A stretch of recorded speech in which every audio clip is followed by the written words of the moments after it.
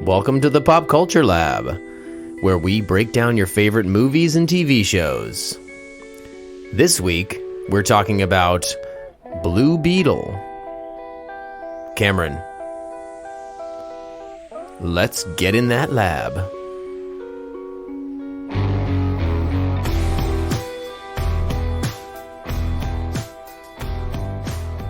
Oh, I've missed that music. Oh yeah, rocking out. Back from hiatus. Yeah, that's a running theme. We're saying that like every episode now, so maybe it's just a new cadence.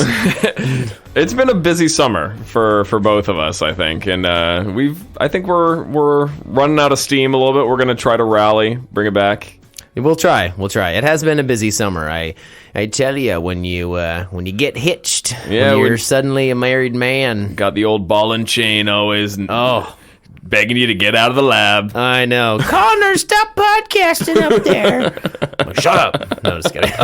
It's exactly how it goes. Yeah, that's exactly how that goes. Yeah. I've seen it many a time. Yep. Copy paste. Yeah, exactly. But we're back. We're back in the lab.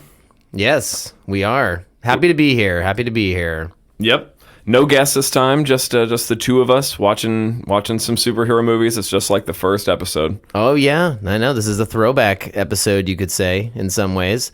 And I would say that, maybe part of the reason, honestly, we were just discussing this for fewer episodes, is just that there is less content out, believe it or not. I mean, we've often claimed that there is too much content out there, and I guess in some ways that's still true, but as of late with the strikes, it's really slowing down, particularly major releases. Sure. Yeah. There's a couple big things coming out though. I mean, the Teenage Mutant Ninja Turtles movie just came out, and I don't know, there's some other stuff too that I've been meaning to watch. Things for adults too? Well, yeah. Just kidding. I'm actually really excited about that movie, but to be honest, they're holding off on some things. I think in some ways, people who grew up in the 80s when the Teenage Mutant Ninja Turtles were so huge are probably going to be the first audience for that movie, more so than young kids. This is like the summer of people who grew up in the 80s. Yeah, it's like, oh my God, nostalgia. Look, it's Michael Keaton. Oh, look, it's Indiana Jones. Oh, look. It's nostalgia bait. Yeah. Yeah. It is, but this summer, oddly, nostalgia bait can apply to Spider-Man No Way Home, and that's stuff that we grew up with in the last 15 years, mostly. It's specifically 80s nostalgia bait. Yeah, which I think is partly why some of it is failing. Sure. That demographic's getting older, having kids, the thing that's going to make them go to the movies is something that's going to entertain their children, not them so much. Mario made more money than Indiana Jones. I guess Mario is very old as well, technically. Yeah, it's true. And Barbie too. Super old, but more universal in a way, probably.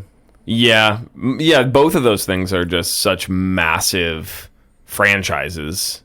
Toy kids just still play with those things. Yeah. It never really went out of style in the way that like Teenage Mutant Ninja Turtles aren't exactly like in vogue right now, I don't think. No, and an 8-year-old's not just going to throw on Raiders of the Lost Ark. They're gonna be like, oh, this looks really old. Yeah. So, yeah. Well, what have you been watching, sir? I have been watching Ahsoka. Oh, yeah, which that's I've right. been telling you to watch. It's good. It's pretty good. I mean, there's been a number of Disney Plus Star Wars series now, and I would say none of them are great, but they range from good, like pretty good, pretty dang good, to like just utter shit, utter garbage. Yeah, like the Obi-Wan. Yeah, so bad. Actually, Andor's great. Yeah. Andor's great. So there's only one that's like really outstanding. Yeah. But it has no lightsaber battles or anything like that. So it's really wonderful, and it's definitely Star Wars, and it's set in that universe. But, when I want Star Wars, I want a little bit of the Force and that sort of stuff. It's like I really like Andor, but it's sometimes hard to not be like, ooh, like something about Obi-Wan or something. Throw it in there, a little Yoda reference, maybe. I don't know. So just say the word Sith. Ooh, it sounds so menacing. But this show, I don't know. I'd be very curious what you think, because I think you'll probably at least find it comparable to The Mandalorian, which you at least watched multiple seasons of. Yeah. Ended up not being your absolute favorite, but it's definitely on that level. And the guy who made it is Dave Filoni, who's responsible for like making a lot of like Star Wars Rebels and all these really popular animated series, which Clone I never Wars. watched either. I don't know if Filoni did Clone Wars. Maybe. I don't know. But he created the characters of like Ahsoka and Sabine Wren and all the characters who appear in this show. And it's their first time showing up in live action, and you wouldn't know their names because they've never been in any of their Star Wars stuff before, except for animated. And so I'm enjoying getting to know these characters. Ahsoka made an appearance in Mandalorian, or yes, she or did. Was it the other one? No, it was Mandalorian, yeah. Okay. So if you enjoyed... not Book of Boba Fett? No, it's Mandalorian. Okay. So I would say if you enjoyed that, this is very much along those lines. She acts similarly. You know, she's cool with the swords, or her lightsabers, swords. Look at me. Yeah. What kind of a nerd are you anyway? I know. I would say that the villains are also very intriguing. It's Ray Stevenson, who recently passed away. He's really cool. And they're not exactly Sith, actually. They're kind of dark Jedi. Oh. They just kind of harken back to like the crumbling fall of the Jedi, and it's kind of this like remnants of that, and just people who have some different beliefs. So they're actually really compelling and cool, really well done. Some of the dialogue is clunky, but there's great action so far, like fight scenes, you know, lightsaber scenes. Episode 1, I thought started off really strong. Episode 2 kind of sucked, but episode 3 had me like back in again. Episode 3 was actually so much fun. Like, it starts off with like this training sequence that is literally like ripped right from Obi-Wan training Luke for the first time, but not in too much of an annoying way. It feels like like it's like poetry, they rhyme, which is a George Lucas quote. I'm so far enjoying it. I would just be very curious to see what you think, because you're a very non-biased Star Wars fan. Yeah. I am a sucker for some of the things that they're doing. So while dumb and silly in aspects of it, it could be a lot worse. It's way better than stuff we've seen. Good to know. I'm sure I'll give it a shot. I mean, there's space whales in it. Yeah, you and the space whales, you love that shit. I don't know. Well, I feel like I'm learning about Star Wars from a new angle. So it's kind lore. of cool. Yeah. Anyway, I like that stuff. You nerd out about that kind of stuff, though. But you do with fantasy. Oh, just sure. not sci-fi. Just not. Well, yeah, not really. Yeah. I tried Dune and couldn't really get into it. The book? Yeah. Oh. I read the first one. I didn't read any of the rest. Did you like the movie? Yeah. Oh, absolutely. Yeah, I will definitely see the rest of that series for sure. Yeah. But I liked her appearance, Ahsoka's appearance in The Mandalorian. It's Rosario Dawson, right? Yeah, I enjoyed that. You know, very mysterious, kind of an air of mystery around her and everything. I liked that about the Jedi. One thing that... So, you know, to your point about wanting some of the lightsabery Jedi stuff in Andor, I like that when it retains that sort of... In the original trilogy, these Jedi felt like unique and special and almost like demigods in a way. And as there's been more and more Star Wars content, they've felt less special. There have been so many of them that it undermines the awe that you're supposed to feel about these people. And so what I liked about The Mandalorian is that it's mostly pretty ground level stuff. Like, it's, you know, blasters and you know, jetpacks and that kind of stuff. But when you see a Jedi, you are kind of awed because it's rare. It's and so I like that about Ahsoka's appearance in The Mandalorian, is that it really did feel kind of awe-inspiring. It was like, oh damn, like there's somebody here who's on a whole nother level than we are. Right. So I like that. I'm excited about that. Of course, when you make a show about that person, I have some questions about whether or not that'll kind of sap the specialness from it, if you know what I mean. I do know what you mean, but you liked her appearance in the... Yeah. Well, it maintains that, I will say. I mean, I do know what you're saying, but I would also argue that it's the way in which it's presented to us, because George Lucas, for better or worse, I think he kept the Jedi mysterious samurai Zen kind of thing going through all of his movies. I mean, say what you want about the prequel trilogy, he keeps the Jedi stuff pretty cool, and he even ups the ante on the fighting and makes it more like fencing and you know, I think he maintains that pretty well. It's when you get to the most recent trilogy of movies where it gets really silly and Rey can just like do all these different things and immediately, and Princess Leia can fly through space. You know, like they just kind of break all the rules, and so there is no mystery to it. It's like, oh, they have superpowers. They're superheroes now. And so I think this show, Dave Filoni really, really adores Star Wars. Like, he is the best person to carry the George Lucas torch in a lot of ways, other than Jon Favreau, but they really work together on The Mandalorian too. So they understand that stuff. Like, The Mandalorian is like taking the Han Solo of Star Wars and running with it.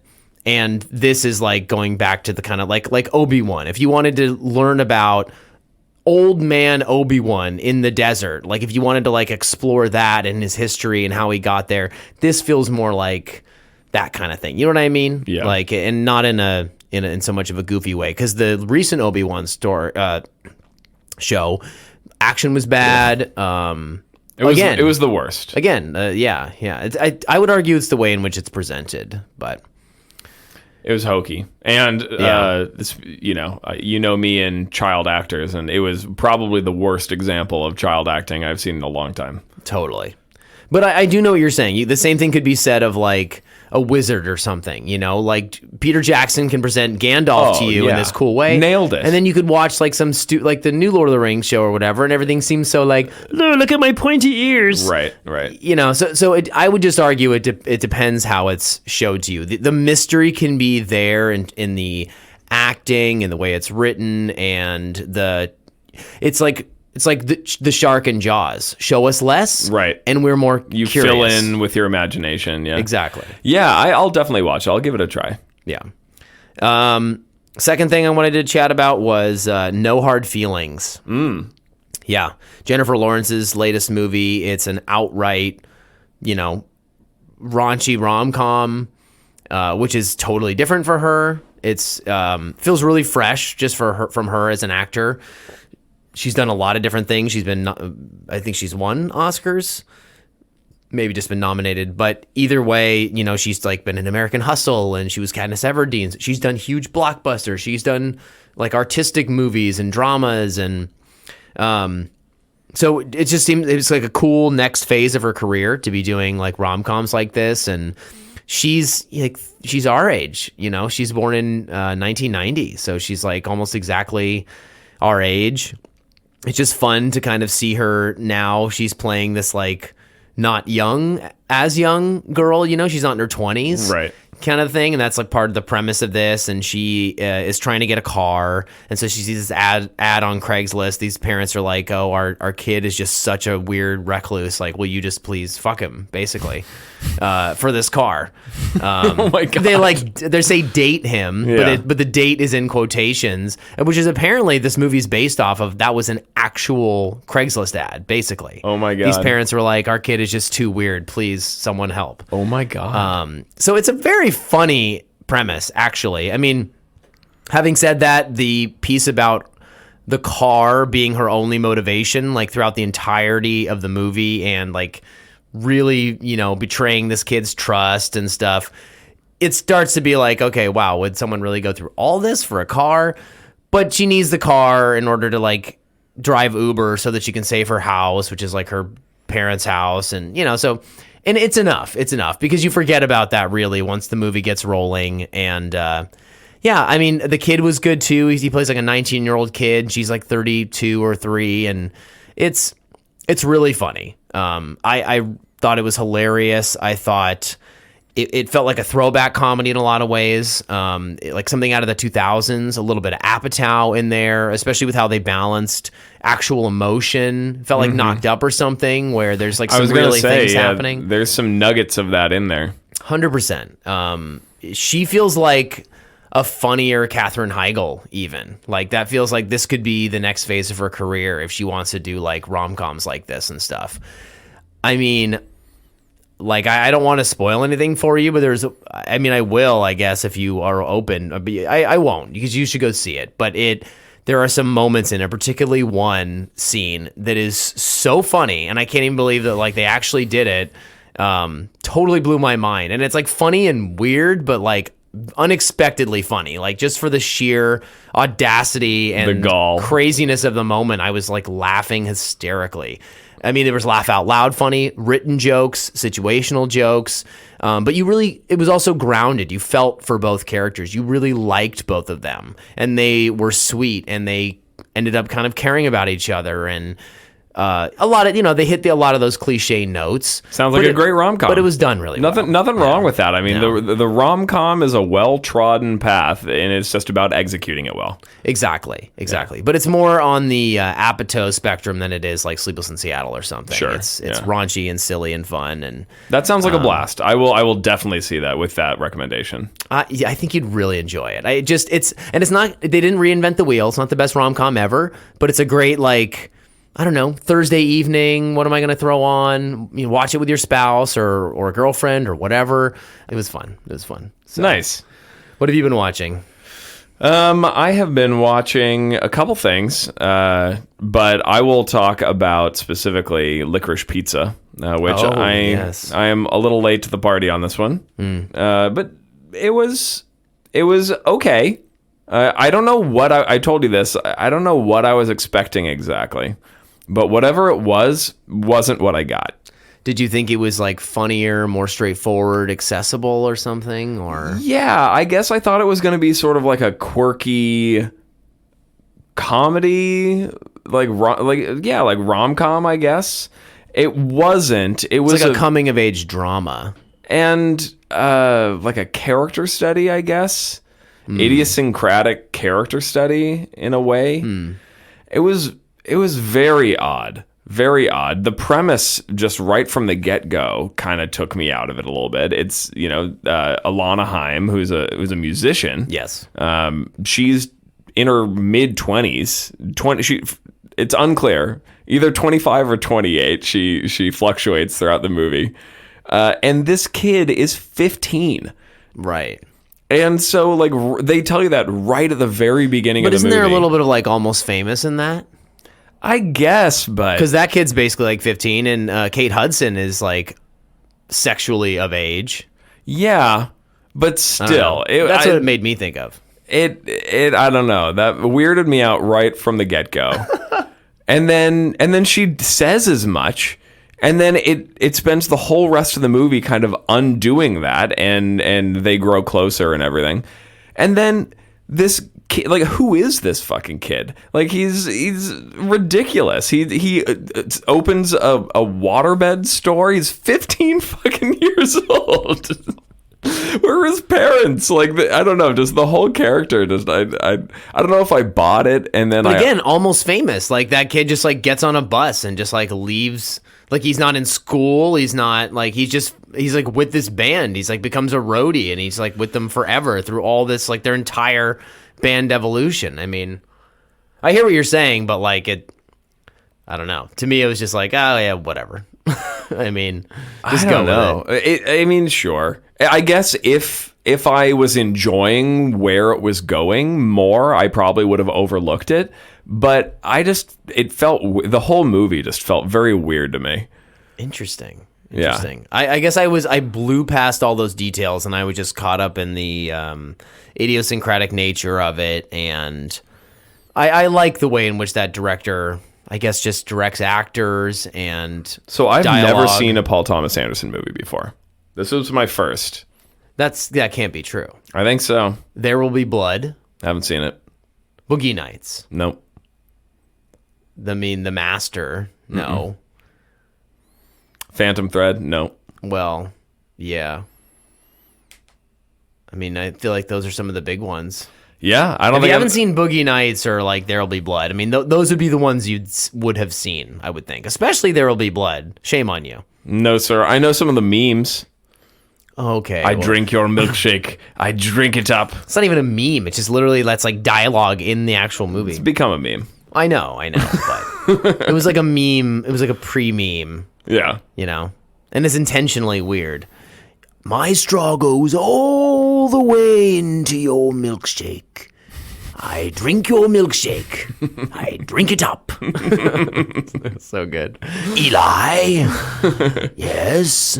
Yeah, I don't know. I can't say I'm a huge fan just based on this movie. Interesting. It's one of those things, I feel like there's a certain degree of buy-in with directors, if you like enough movies from a director and it gives you goodwill. Oh, you haven't seen Magnolia with Tom Cruise? I bet you've seen that movie. Maybe a long time ago. I feel like you've seen that movie, but that's Paul Thomas Anderson. It's like a sweeping Hollywood epic. Anyway, there's sometimes I actually haven't even seen that one, but there's a certain degree of goodwill, you build up with a director, and because I love Boogie Nights, I love There Will Be Blood. That's the first one I ever saw, and I was like, my jaw blew off my face. I was like, holy moly! So there's a certain aesthetic, I think, to the director, and then as you get a sense of what that feels like to be in one of their movies, then you can kind of orient yourself. But having seen nothing else of his, it wasn't for me. I'll give him another try on another movie, but. No, fair enough. I mean, again, I feel like some of the reason I enjoyed that movie is because I know, like, I go in expecting a certain type of thing. Yeah. Because he does do some weirdness, and he is kind of oddball. Like The Master, I didn't enjoy. It's like too much. So I don't like all of his movies necessarily, but I did really like Bradley Cooper in this movie. He was so funny. He's based off a real producer as well. I believe it. Yeah, I believe it. Yeah, he was great. I mean, Bradley Cooper is so born for roles like that. I mean, I rewatched American Hustle not that long ago, and he's just like similar character, just like this unhinged, fast talking. He's so good at that. He was insane. Yeah, and I mean, I was legitimately kind of worried for their safety. Yeah, I remember feeling the same. You're like, what is this guy gonna do? Yeah, he did a good job of making that convincing. Totally. Not just being kind of playboy, easygoing Bradley Cooper. No, he's a good actor. Yeah.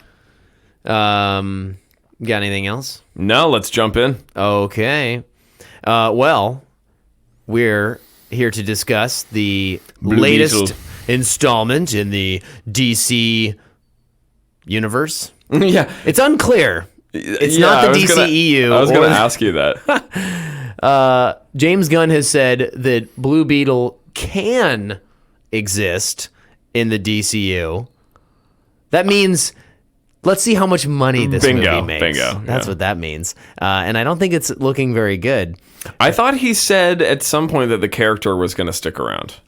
I would be willing to bet that he will. Like, I don't think there's going to be, like, based on the financial performance, I would say there is not going to be a Blue Beetle 2. Yeah, a sequel. But in some mashup movie or in some, DC crossover thing that's inevitable, then yeah, I'm sure he'll pop up. He would be very well utilized in Booster Gold. Oh. In that TV show that they've announced. Yeah, because they have a history, Blue Beetle and Booster Gold, so I think that could be fun. And Booster Gold is like walking imposter syndrome. Mm-hmm. Jaime Reyes actually experiences some of that. He's just, he's he's a kid. So yeah, that I could see that being a fun kind of dynamic. Just a beneficiary of alien tech. Yeah. Right. I could see that being kid. I could see that being well done. But anyway, yes. So Blue Beetle tells the story of Jaime Reyes, and he lives in what is it? Something City. Yeah, and he's in the Palmera. Nice, Palmera. Like I think was you that nailed it? I think so. Yeah. And so the Keys. Essentially it's Florida. Very clearly. It looks like Miami. Yeah. So, but he lives there with his family, and they're very, very close. And child of immigrants. Yes. And there's this company, Cord, that kind of runs everything, and he happens to kind of run into this girl, Jenny Cord. Her aunt is this evil CEO of Cord Industries, and he runs into Jenny and she forces upon him this like box, this burger box that she's like, you just have to guard this with your life. He's like, what? Oh, okay. I'll do whatever you say, because she might give him a job. She works at this giant company. And he's got a bit of a crush on her. Well, yeah, she's very attractive. And so he takes the burger box home, and she's like, whatever you do, don't open it. And he's like, okay, well. So, but then his family's like, well, you got to open it, obviously. Right, yeah. And he opens it, and of course, he gets attached by the blue scarab, which is the origin of his powers. And the rest of the movie basically is his origin story as the Blue Beetle. You get to learn a little bit about the history of Blue Beetle, and he is aided and supported by his family as the evil Victoria Cord comes after him. Played by Susan Sarandon. Yes, looking for the scarab. So that's your little synopsis. Well done. What did you think of Blue Beetle? I liked it. I mean, let's be honest, this is another superhero origin story. We've seen a few of those over the years. What makes this one different, its reason for existing, is that it's telling a different side of the story. It's about a different kind of character than you normally see on the big screen. A child of immigrants, of Hispanic immigrants, and they really weave that into the plot of the movie. I mean, it is, and well, it is. I mean, arguably an ensemble cast. I think, yeah, it certainly has a protagonist, Jaime, but his family gets a lot of screen time. Yeah, and they all have pretty well developed characters. I mean, all of them. And so I thought that made it a little different than your average superhero movie. There were, of course, a lot of the same milestones. There's the parent who dies that provides motivation for the protagonist. There is the love powers interest. for the first time experience. The powers for the first time experience. The villain that looks like the hero. Exactly, has the same power set that he has to, who's gonna triumph. There is the cartoonish villain, who is the military industrial complex in human form. Right. So there's the coming back from the brink of death scene. There's some familiar ground that's trodden, but I thought overall it was a pretty good execution of it. There's a couple things that I'm sure we're going to nitpick here in the next couple minutes, but I liked it. Overall, I liked it. What about you? No, I would say very, very similarly. Essentially, I think, yes, on the cliche milestones that it hits, it actually, for the most part, does execute them well. But where the movie trips up is in those moments and not in the familial stuff. In the family-oriented stuff, the movie kind of soars, actually. Like, that's really the best part of it. Like, when the family's on screen doing their thing, whether it's comedic or truly emotional, I'm just, like, really enjoying those moments as I'm watching it. And we just came out of it, like, an hour ago. So, for sure, for me, like, it was just uneven. I enjoyed it overall. I went from being like really invested in the family characters and whenever they were on screen, just feeling like really good about the movie, to like almost checking my watch in certain moments that just felt like they were just hitting them because they had to. And even within that, some of those moments felt longer than they needed to be, or sort of clumsily delivered. Or just repetitive. I mean, like, I think there were a few too many Jaime beats a bunch of goons fights. Right, agreed, right. Just a few too many of those. I mean, I know that they're trying to... It's a new character that most people aren't familiar with, so they're trying to introduce, like, what even is his power set here. He's learning to use his powers, so, like, he's not, super well-versed in this yet. So there's an element of that, but I think they overdid it by a scene or two, maybe. I would agree. There's just some stuff that could have been cut, in my opinion. Yeah. Like or replaced with something else, like development of the villain. or something like that. Yeah. I don't know if you noticed this, but there kept being these moments where like something emotional would happen, and instead of like it's like where Marvel there'd be like an emotional thing and then there'd be a joke to like undercut that. Instead, there was like this awkward pause in this movie after some of those. Like I'm just trying to think of like Uncle Rudy and him kind of talking on the rooftop, like they had that emotional scene, and then Rudy's kind of like, okay, well, yeah, and then he just kind of walks away, and I'm like, well, as an editor, why do we need like the 10 seconds of Rudy going, okay, well, see ya? It's like, just cut it, like just cut it right there. In my opinion, I don't know. There's just some weird lingering in scenes, or they felt like they were just kind of sitting in the moment a little too long. Yeah. Even the grandma you learned like had this, background fighting imperialists and everything. And yeah, when she was telling them what to do with the map, she was like, oh yeah, go here and in the tunnels. I and all that. loved that though. I loved that too. But in the last moments of it, she was like sitting there staring and had this big grin on her face. And it was just like almost like just 3 seconds too long. It's hard to explain. Yeah. No, I know what you mean. Like I've edited before, and there's a difference between editing right there and right there. Yeah. Like there really is a difference. And I just felt like it in that way, it was like clearly made for TV. It was like, I'm sorry, but like someone who's a real pro didn't edit this, to be fair.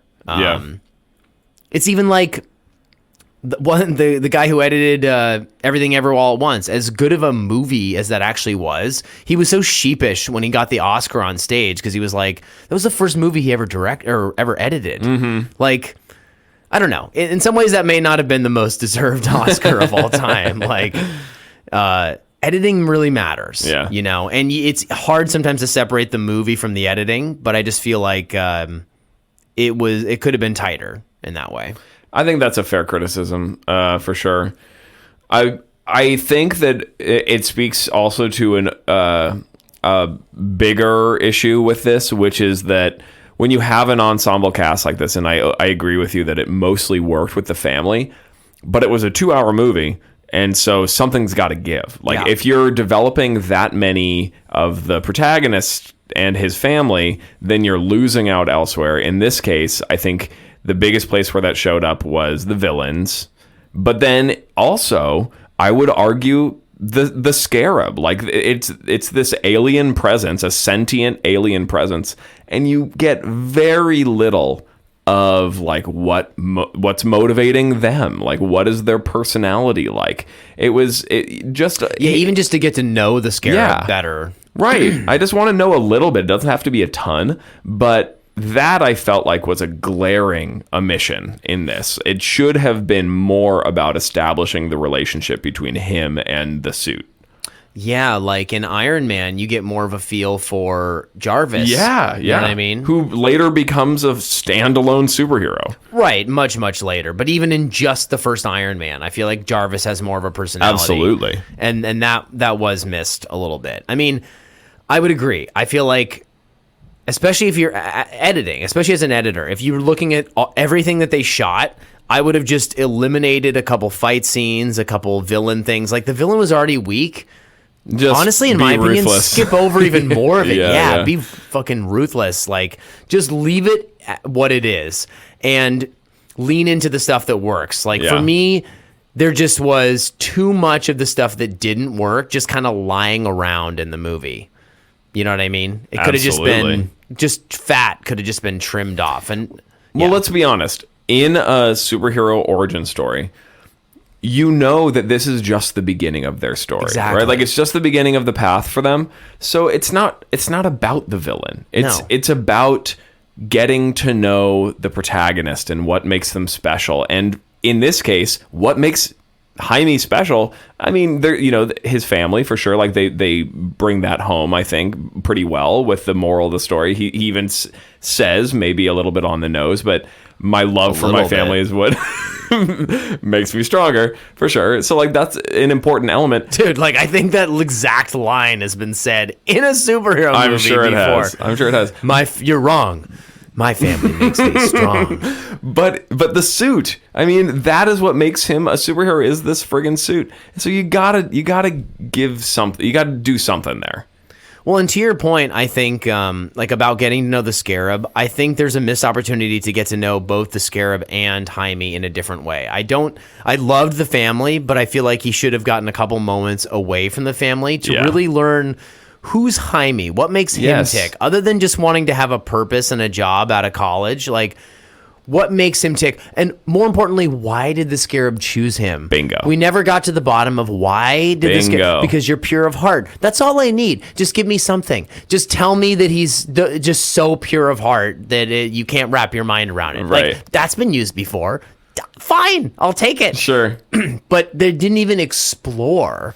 Like, why? Yeah, so total missed opportunity for that. Like, do away with the villains or the mean white lady mistreating everyone beneath her. Like, just cut some of that out and just throw in, like, Jaime having a moment with the Scarab and talking to it. Like, well, and what is the purpose of this Scarab? Like, what motivates it? Right. Like, what is it trying to accomplish?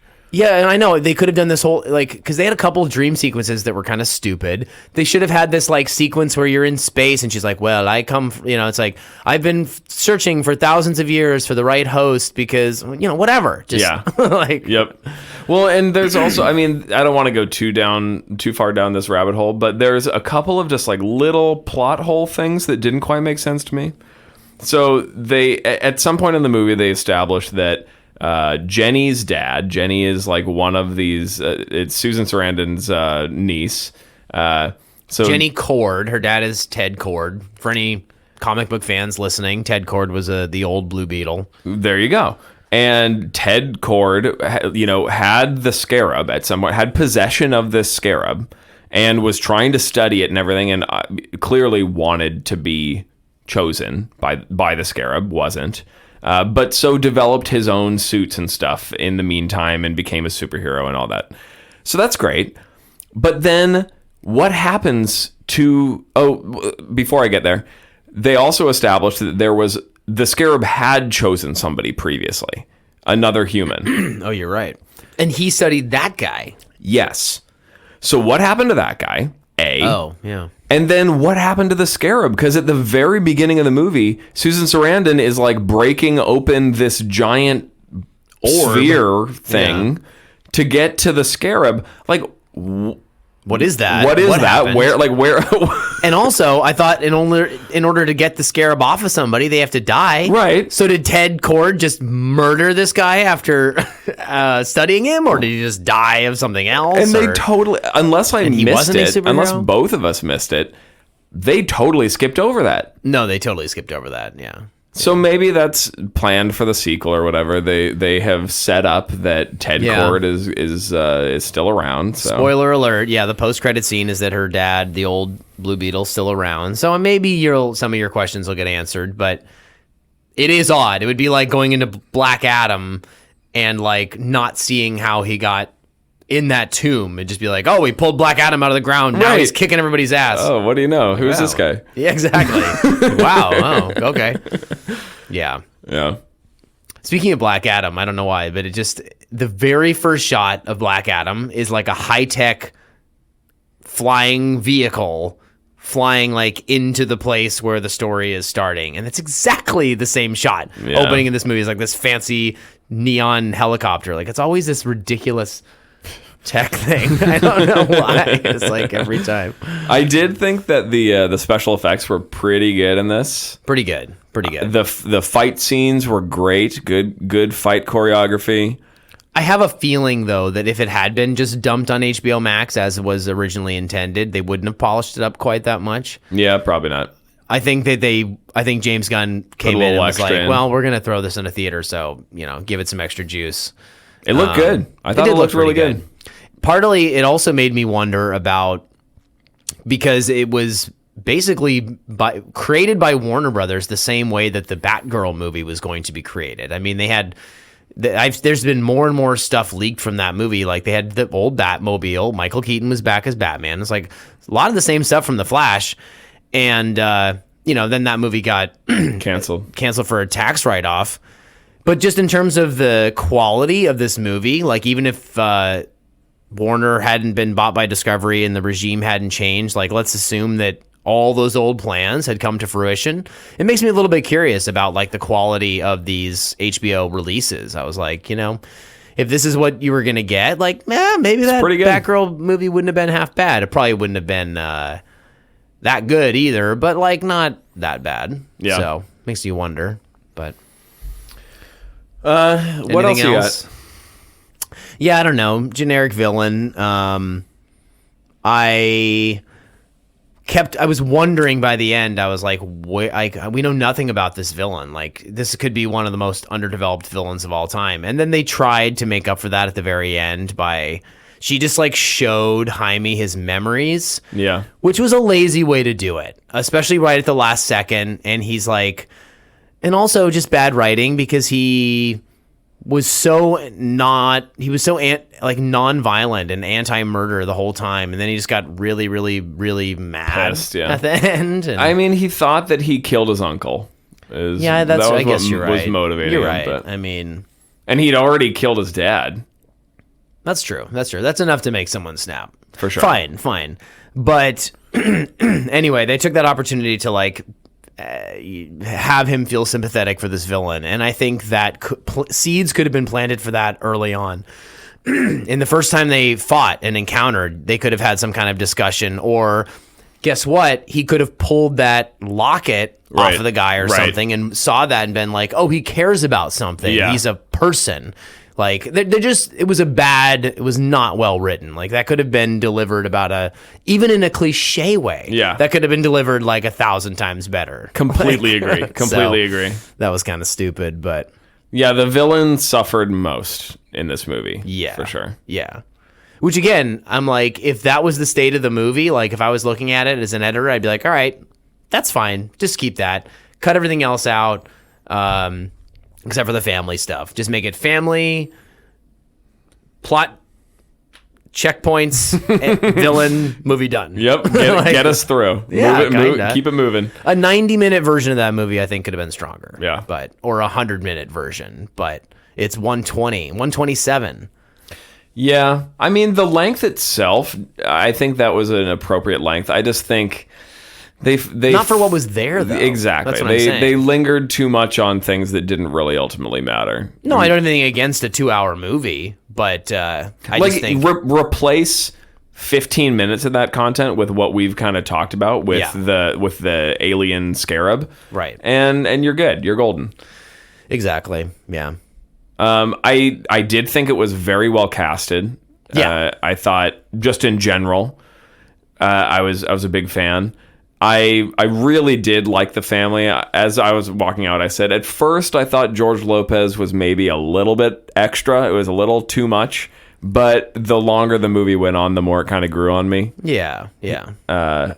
He was a fun character. He was. Yeah.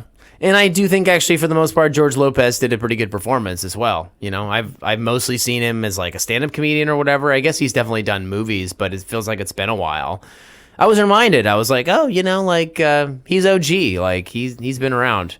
He did a pretty good job of being, mostly comic relief. But then when there was a little bit of a moment for an emotional connection with Jaime and, to give the pep talk and everything, it was convincing. I was convinced. Well. Yeah, definitely. Grandma was super fun. Grandma was hilarious. That was one of the best moments of the movie, I think. Was easily. When the moment you were describing, like when she gets the map of the tunnel and she is telling everyone where to be and commanding them in battle and stuff. That was so great. Really good. Really good. And like, I think it was really earned because for the majority of the movie, she was such the stereotypical kind of dawdling old abuelita. Yeah, exactly. Like just in the corner, listening to music. The power went out. She like barely noticed. Yeah, exactly. So, but it was fun to then flip that on its head, because 99% of the time when Abuelita is there, she's just there like that, like being old, ha ha ha. Mm-hmm. So it was nice that she then was like a murderous maniac from her from her days fighting in the rebellion. Like she really took pleasure in it. The manic laughter. Yeah, it was good. That was pretty good. Yeah. All right, that's all I got. That's all I got. Yeah, time to tuck up my scarab and fly back to my home planet. You like that? Love it, yeah. Yeah, it's a great way to sign off. All right. See you next time, guys.